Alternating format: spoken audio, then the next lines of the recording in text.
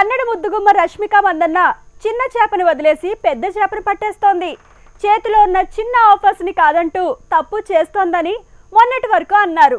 Dhanush cinema announcement తర్వాతే రష్మిక దేశముద్రని ఇప్పుడు అంటున్నారు. ఇంతకీ రష్మిక రూటు సెపరేటా?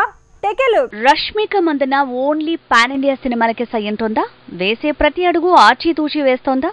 ఈ డౌట్లకి కారణం యానిమల్ మూవీ తర్వాత మారిన తన స్టోరీ సెలెక్షన్. పుష్ప తర్వాత వచ్చిన పేరుతో యానిమల్లో ఆఫర్ పట్టింది రష్మిక.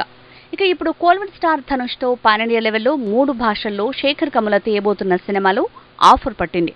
అంతవరకు ఓకే, కానీ ఈ సినిమా కోసం తను ఏ ఆఫర్స్ వదులుకుంటుందో అదే ఇప్పుడు హాట్ టాపిక్ అయింది. నిజానికి నితిన్ వెంకీ కుడుముల కాంబినేషన్ రిపీట్ చేసేందుకు సిద్ధపడ్డ రష్మిక తర్వాత ఆ ప్రాజెక్టు నుంచి బయటకొచ్చింది.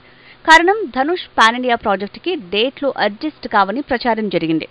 ఇప్పుడు రణబీర్ కపూర్ తో యానిమల్ మూవీ చేస్తున్న రష్మిక తర్వాత రణ్వీర్ సింగ్ తో జోడీ కట్టబోతుందట. అపరిచితుడు హిందీ రీమేక్ లో రష్మికనే హీరోయిన్ అంటున్నారు.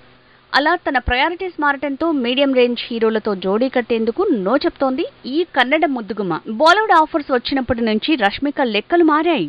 సెలెక్టివ్ గా సినిమాలు చేస్తోంది. ప్రస్తుతానికి కలిసొస్తున్న ఆఫర్స్ ని అందిపుచ్చుకుంటూ పోతోంది. ఆ ప్రాసెస్ లో భాగంగానే మీడియం రేంజ్ హీరోలని టెంపరరీగా పక్కన పెట్టేసినట్టుందనే కామెంట్లకి అడ్డాగా మారింది.